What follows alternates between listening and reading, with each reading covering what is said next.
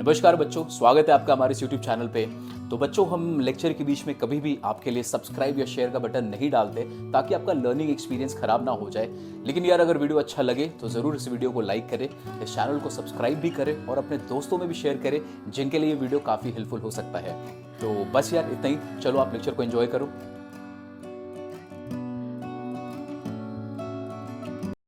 नमस्कार बच्चों, स्वागत है आपका हमारे इस YouTube चैनल पे। मेरा नाम है अंकुश राज और इस वीडियो में हम पढ़ने वाले बच्चों स्ट्रेट लाइन चैप्टर का जो आखिरी एक्सरसाइज है, एक्सरसाइज 17.7।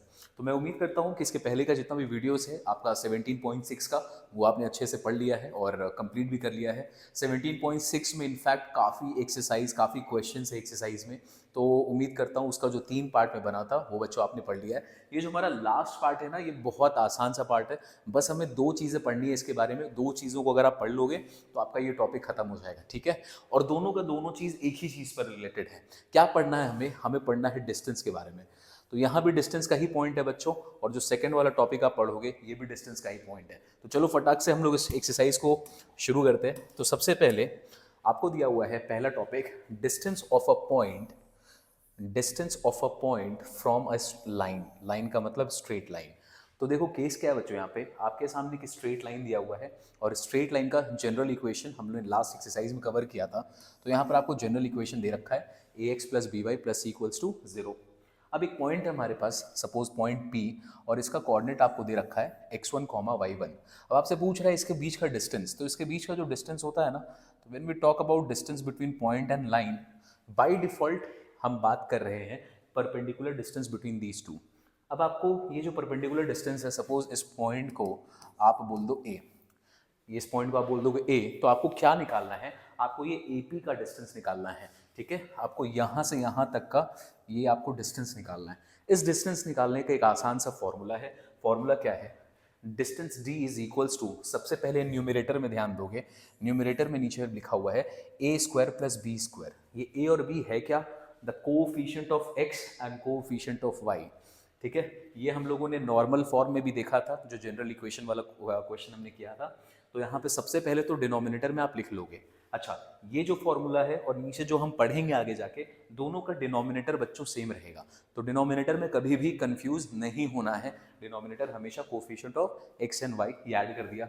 उसके बाद यहाँ लिखा है मॉडुलस, एक के साथ मल्टीप्लाई करेंगे x1 को। अब देखो यहाँ पे ए एक्स दिया हुआ होगा, जो इक्वेशन दिया होगा आपको लाइन का, यहाँ पर जो भी x होगा, x को यूज नहीं करना है, आपको पॉइंट के कोऑर्डिनेट्स को यूज करने हैं। तो पॉइंट का कोऑर्डिनेट x1 है और y1 है। तो आपने क्या किया?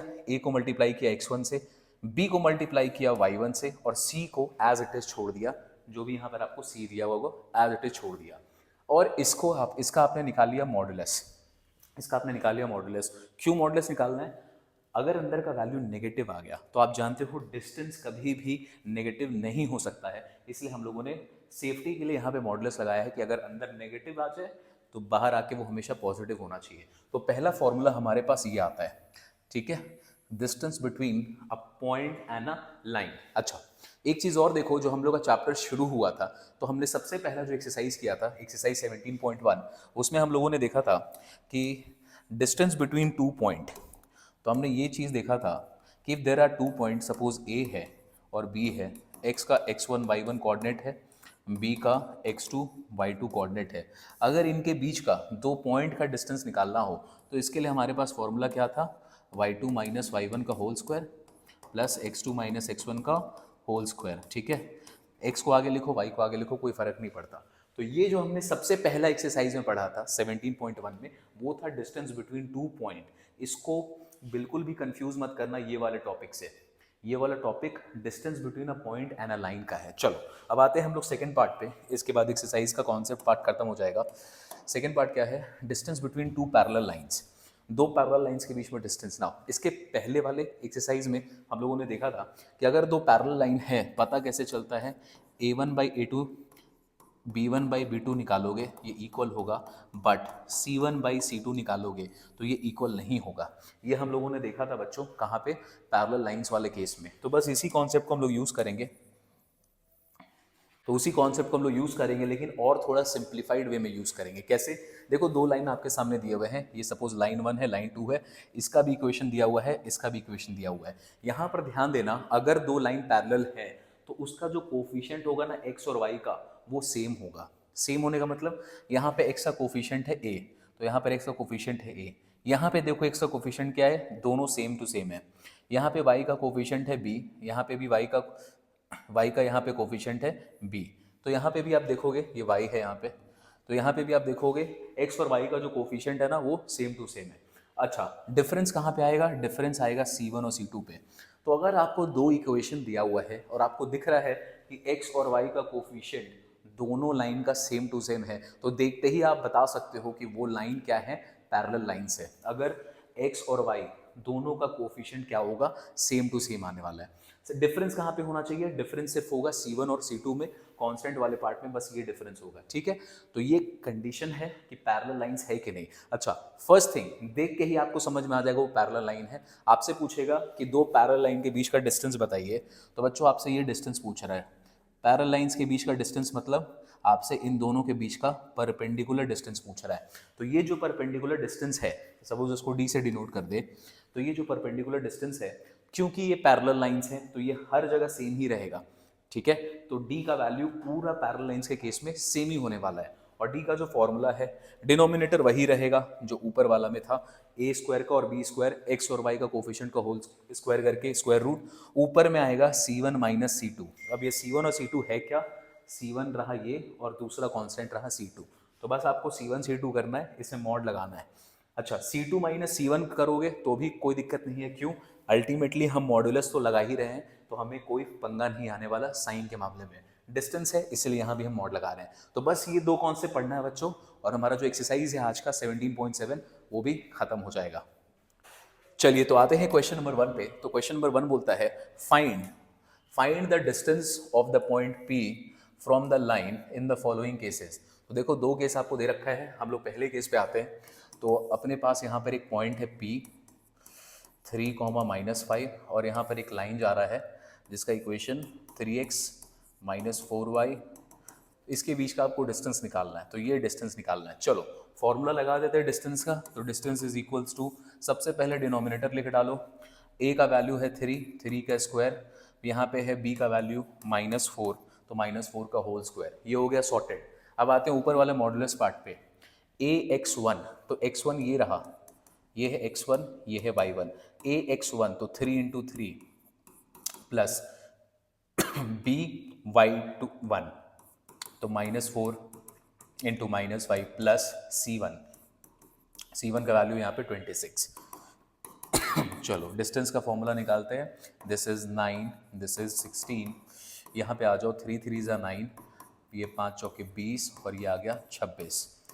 तो फॉर्मूला यहाँ से -6 गया, -6 और 9 में से 6 गया तो बचा 3, डिवाइडेड बाई ये हो जाएगा √25, तो √25 का वैल्यू आ जाएगा 5। तो हमारे पास जो डिस्टेंस था बच्चों, इसके बीच का जो डिस्टेंस का फॉर्मूला है, ये डिस्टेंस का वैल्यू आ गया हमारे पास 3/5। ठीक है, बहुत आसान सा क्वेश्चन है, कोई प्रॉब्लम नहीं। डिस्टेंस वाले क्वेश्चन में कभी भी आपको मार्क्स नहीं कमाना है, ये क्वेश्चन बने हैं मार्क्स दिलवाने के लिए। सेकेंड पॉइंट पर अगर आप देखोगे बच्चों, तो सेकेंड पॉइंट देखो यहाँ पर दिया हुआ है। सेकेंड पॉइंट में आपके पास पॉइंट है P -1 1 और ये लाइन दिया हुआ है। अच्छा, अभी जो लाइन का इक्वेशन है ना, कुछ इस तरीके से है, इसको बस आपको सिंप्लीफाई करके जो उसका जनरल इक्वेशन होता है उस फॉर्मेट में लिख लेना है। तो चलो इसको सिंप्लीफाई करते हैं। तो लिखेंगे 12 × x plus 12 6 × 72 equals to 5y - 5 2 × 10। x इधर है तो 12x, 5 इधर आ जाएगा -y और 10 इधर आके प्लस हो जाएगा, तो ये आ गया 82 0। ठीक, अब आपको ये पॉइंट है, इसका और इसका डिस्टेंस निकालना है। ये रहा जनरल इक्वेशन, तो डिस्टेंस निकल जाएगा स्क्वायर रूट में सबसे अंदर में 12 का स्क्वायर प्लस -5 का स्क्वायर। उसके बाद आते हैं यहाँ पे a 12 × x1 का वैल्यू है -1 प्लस b × y1 का वैल्यू -1 और c का वैल्यू है यहाँ पे 82। ठीक है, इसको सॉल्व कर दो। दिस इज यहाँ पे 144, दिस इज 25, यहाँ पे आता है दिस इज -12, दिस इज +5 +82, ठीक है। तो -12 और इधर ये -7 इधर गया, माइनस कर दिया इसको, दिस इज 75 डिवाइडेड बाई ये हो जाएगा 144 और 165, तो दिस विल बी 5 4 9 4 4 और 2 6 और यहाँ पे आ गया 169, ठीक है। तो आंसर आ गया बच्चों 75/13। अच्छा, यहाँ पे हमने एक कैलकुलेशन मिस्टेक लिखने में कर दिया था, दिस इज़ +1, तो +1 यहाँ पे है, तो यहाँ भी हो जाएगा +1, तो -5 इंटू दिस, तो बच्चों यहाँ पे थोड़ा सा साइन चेंज कर लेंगे काफ़ी, ये यहाँ पे और ये यहाँ पे, दिस इज़ +1, तो यहाँ पे हो जाएगा -5। चलो अब देखते हैं, इसमें से 5 गया, तो इधर 12 और 5 17, 17 82 में से गायब करेंगे तो 17 75 और 65, तो यहाँ पे आएगा 65 और 65/13 क्या हो जाएगा 5। तो बस कैलकुलेशन थोड़ा सा मिस्टेक था, इसको ध्यान देना, आंसर आपका चेंज हो जाएगा इसमें। चलिए, तो क्वेश्चन नंबर 1 बच्चों खत्म होता है। अब देखो, इसमें हमने सबसे पहले एकदम बेसिक सा एक फॉर्मूला लगाया और कुछ किया नहीं है, बस ये फॉर्मूला बच्चों अगर आपको याद हो गया, ये एक्सरसाइज आपके लिए खत्म है, ये एक्सरसाइज आसान है। Let's move to next question, question number 2। बोल रहा फाइंड द वैल्यू, ब्रैकेट में लिखा s, values of k given that the distance of the point 4,1 from the line this is 4 unit. तो इस बार आपको क्या किया है, एक पॉइंट हमारे पास सपोज p 4,1, इसका distance 3x - 4y plus k equals to 0, इसके बीच का जो डिस्टेंस है, इसका डिस्टेंस का वैल्यू आपको दे दिया है 4 यूनिट, ठीक है। और आपसे बोल रहे हैं कि डिस्टेंस पहले से पता है, आपको k का वैल्यू निकालना है, तो बड़ा आसान है। चलो डिस्टेंस का फॉर्मूला लगाते हैं, तो ax1 by1 + c divided by a² + b²। चलो बताओ मुझे d का वैल्यू क्वेश्चन में कितना दिया हुआ है, तो इट इज़ 4। आ जाइए मल्टीप्लाई करते हैं, 4 × 3 तो ये आ जाएगा 12 प्लस -4 × 1 तो ये आ जाएगा -4 प्लस c का वैल्यू मतलब k डिवाइडेड बाई a², तो a² मतलब 3 का स्क्वायर 9 -4 का स्क्वायर 16। चलो सॉल्व करते हैं इसको, 4 इज इक्वल्स टू 12 - 4 तो ये आ गया 8 + k डिवाइडेड बाई, यहाँ पे आ जाएगा, ये हो जाएगा 25, 25 का स्क्वायर 5, तो 20 इज इक्वल्स टू 8 + k, ठीक। मॉडुलस का केस है तो ध्यान से देखना। अब देखो, इसके पहले हम लोगों ने मॉडुलस को यूज़ नहीं किया था किसी भी फॉर्मूला में, क्योंकि हमें डिस्टेंस निकालना होता था, हमें ना डिस्टेंस निकालना होता था, तो मॉडुलस को हम यूज़ करते थे सिर्फ पॉजिटिव के लिए। यहाँ पर क्वेश्चन में आपको डिस्टेंस पहले से दिया हुआ है, आपको निकालना है अंदर में k का वैल्यू, आपको इसका वैल्यू निकालना है। तो जब ये केस आएगा बच्चों कि आपको अंदर का वैल्यूज कैलकुलेट करना है, डिस्टेंस पहले से दिया हुआ है, तब यहाँ पे मॉडुलस का जो एक्चुअल जो रोल होता है ना, आप उसको यूज़ करेंगे। यूज़ का मतलब यहाँ पर मॉडुलस आपको एक पॉजिटिव का साइन देगा और मॉडुलस आपको एक नेगेटिव में भी साइन दे सकता है। तो ये हम जानते हैं कि मॉडुलस को जब भी हटाओगे तो एक बार पॉजिटिव आएगा और एक बार नेगेटिव आएगा। तो जब भी ऐसा क्वेश्चन आए कि डिस्टेंस दिया हुआ है, पहले से मॉडुलस ओपन करना पड़ेगा, ओपन करने में एक बार प्लस लोगे, एक बार माइनस लोगे। अब इसको सॉल्व कर देते हैं, 20 is equals to 8 plus this और 20 इक्वल्स टू -8 - k। चलो सॉल्व करेंगे, तो यहाँ पे k का वैल्यू आएगा 12 और यहाँ पे k का वैल्यू k इधर आ गया, तो दिस इज -28। तो ये दोनों आंसर k का बिल्कुल सही है, और इसीलिए देखो क्वेश्चन में ना वैल्यू के बगल में यहाँ पे s लगाया हुआ था, तो k का वैल्यू 12 और k का वैल्यू 28, दोनों के केस में इसका जो डिस्टेंस होगा लाइन का, वो लाइन का डिस्टेंस 4 होगा, ठीक है। तो ये थोड़ा सा आपको ध्यान रखना है, मॉडुलस ओपन करने के टाइम पे प्लस और माइनस दोनों के दोनों साइन को यूज करोगे। चलिए next move to the next part, third number बोलता है find the distance between the following pairs of line. देखो भाई क्या क्या लाइन है, सबसे पहले ये लाइन है। अब देखो यहाँ पे साफ साफ मुझे दिखाई दे रहा है x का कोफिशिएंट 15 है, यहाँ भी x का कोफिशिएंट 15 है, यहाँ पे x का कोफिशिएंट 8 है, यहाँ भी x का कोफिशिएंट 8 है। क्या ये पैरेलल लाइंस हुआ? जी बिल्कुल पैरेलल लाइंस हुआ। c में डिफरेंस है, तो सबसे पहले केस नंबर 1 पे आते हैं, तो लिखेंगे 15x + 8y - 34 = 0, 15x + 8y + 31 = 0, ठीक है। अब दोनों में आपको कोफिशिएंट बच्चों दिखाई देगा, ये x का और ये y का सेम टू सेम है, तो ये पैरेलल लाइंस है। तो लिखेंगे दीज टू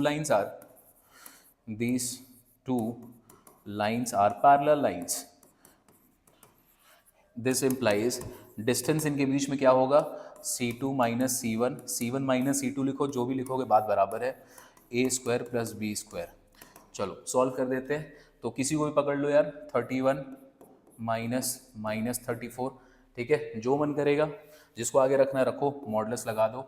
अब यहाँ पे 15 का स्क्वायर प्लस 8 का स्क्वायर, चलो सॉल्व कर देते हैं। तो ये हो जाएगा माइनस माइनस प्लस, 4 और 1 5, 3 और 3 6, ऊपर में है 65, नीचे में है 225 प्लस 64, जैसे 65 बाई, जब इसको हम लोग सॉल्व करेंगे तो इसका वैल्यू आएगा 289।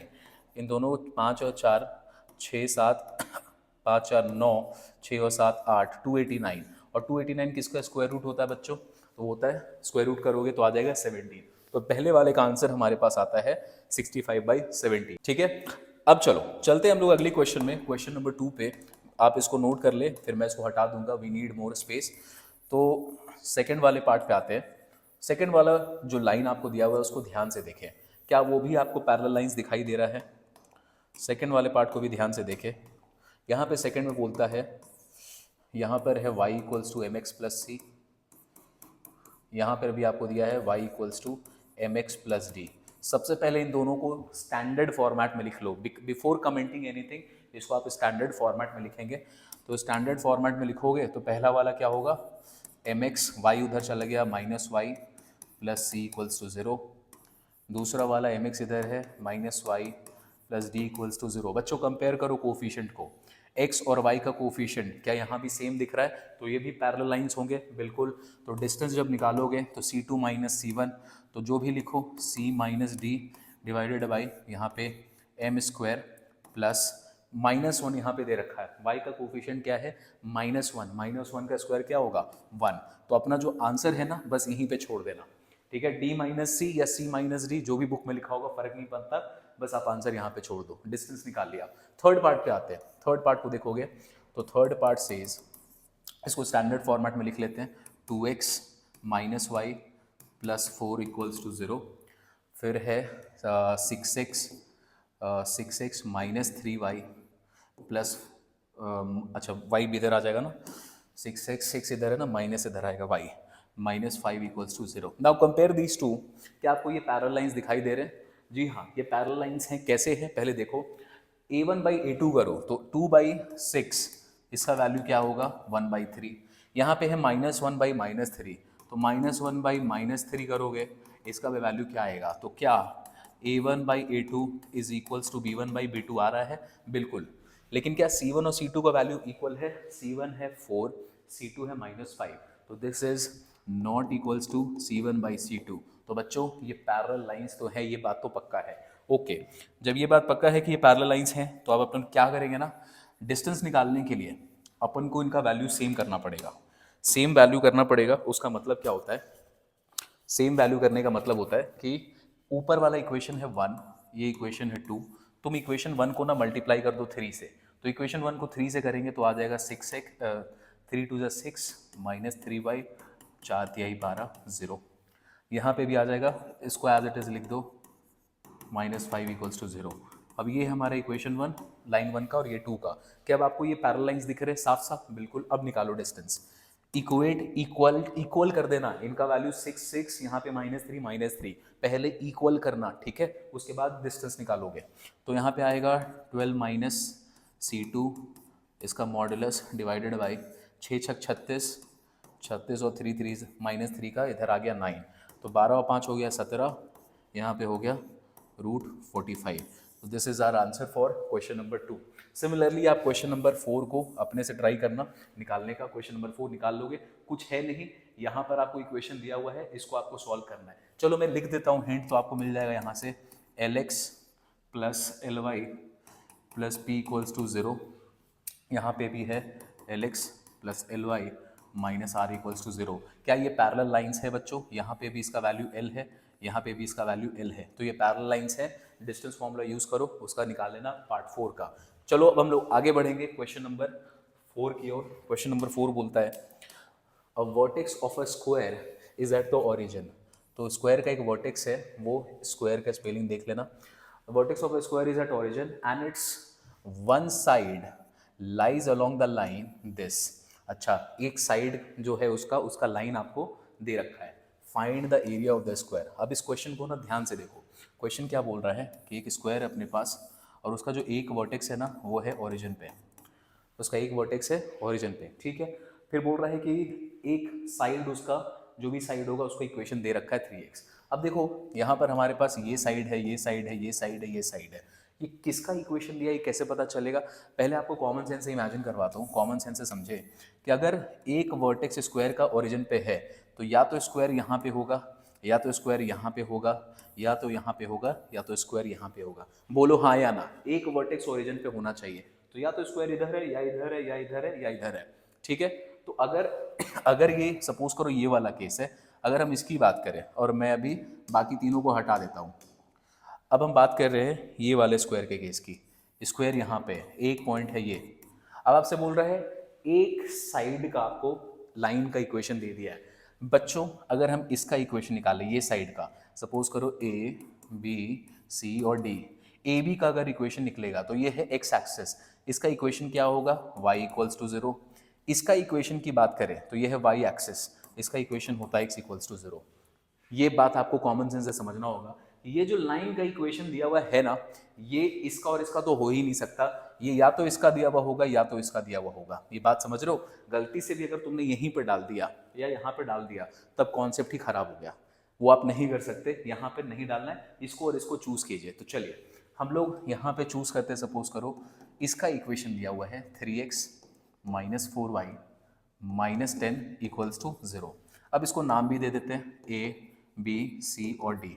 आपको बोल रहा है बच्चों इसका एरिया बताने, इस स्क्वायर का एरिया क्या होगा।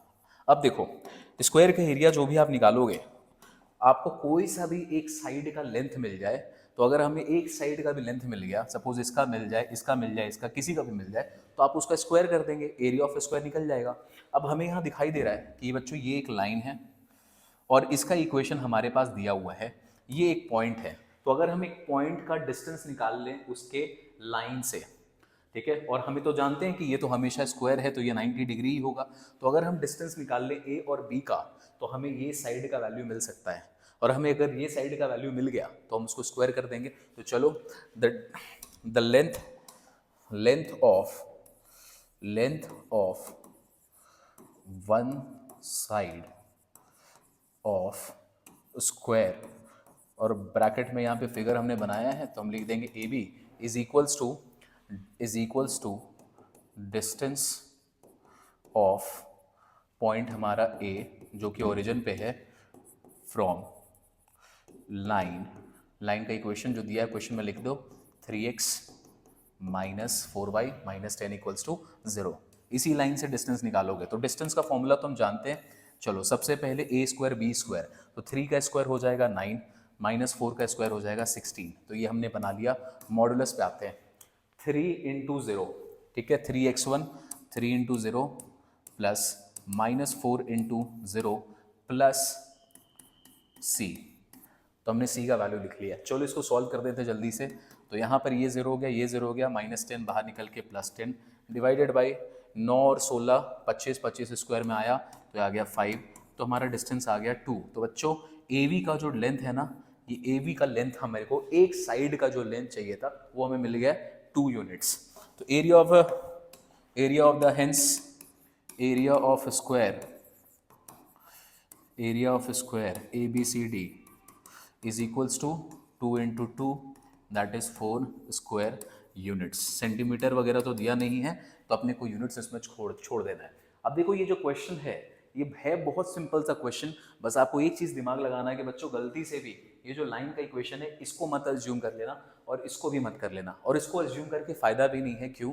एक और तरीका से अगर सोचोगे, अगर ये लाइन को तुमने अज्यूम कर लिया कि बच्चों 3x minus 4y minus 10 equals to 0 यही है, ये वाला ए बी है, तो ए बी कौन से पॉइंट से गुजर रहा है? ए बी गुजर रहा है 0,0 से।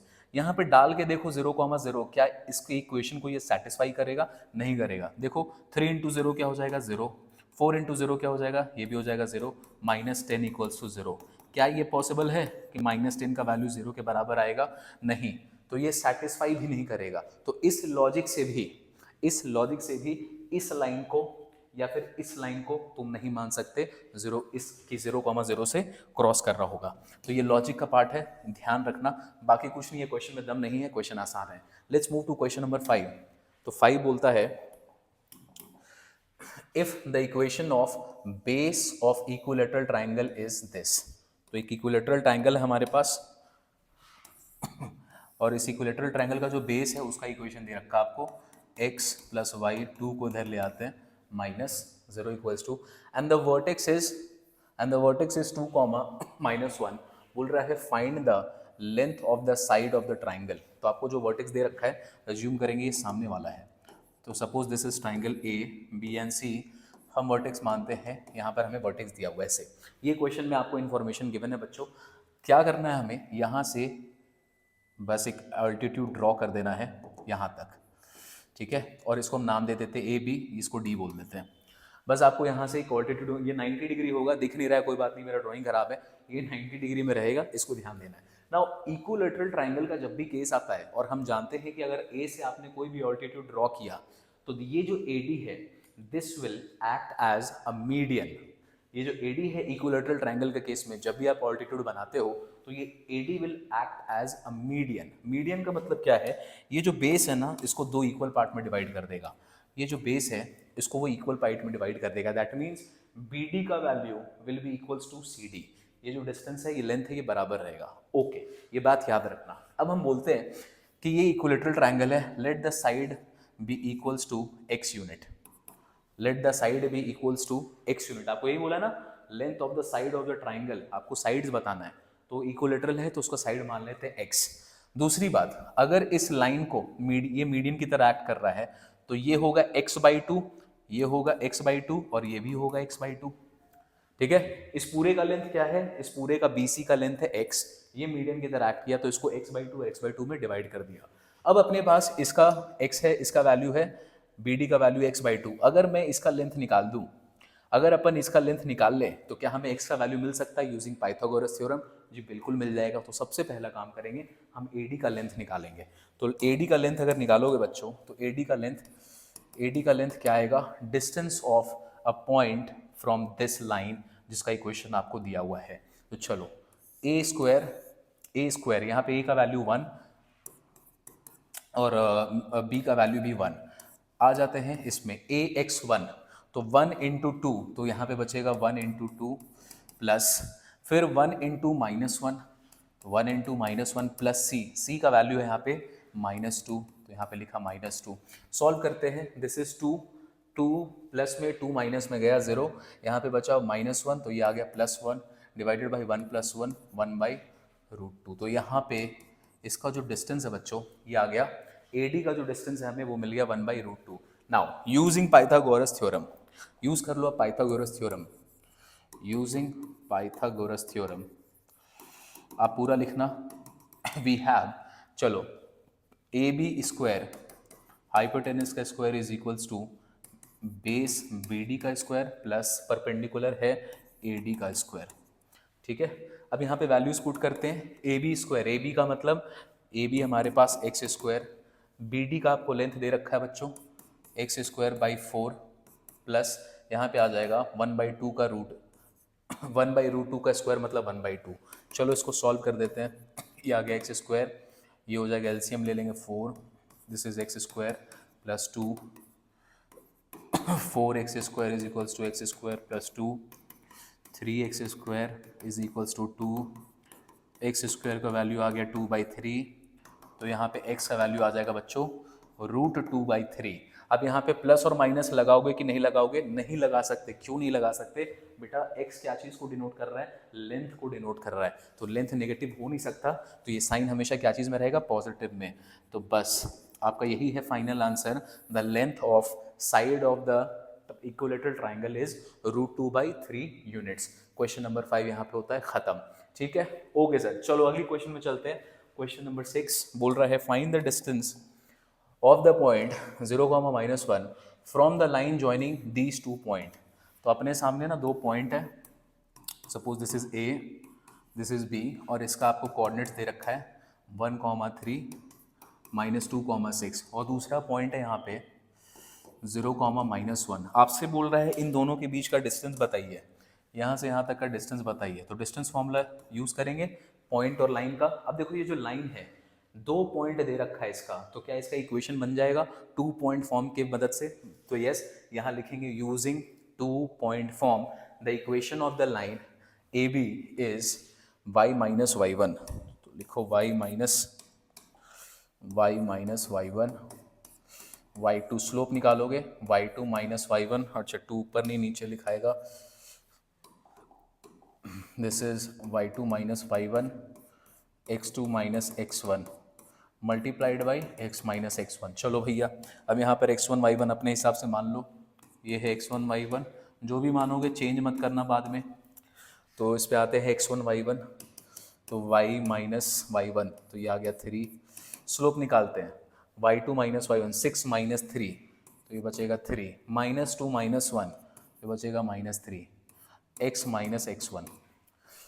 तो इक्वेशन है हमारे पास y माइनस 3, ये हो गया -x, ये +1, x को इधर ले आओ, ये इधर आके -4 इक्वल्स टू 0। तो बच्चों हमने इसका जो इक्वेशन है ना, इसका इक्वेशन हम लोगों ने बना लिया है। अब आपको निकालना है इनके बीच का डिस्टेंस खोजना है, पॉइंट P, सपोज इसको P मान लेते हैं, P और इस लाइन का डिस्टेंस फॉर्मूला लगा देना दोनों का। तो D का वैल्यू क्या हो जाएगा, डिस्टेंस पी क्यू है, इसको नाम दे दो, यहाँ पे कुछ भी देना हो, पी क्यू लिख दो।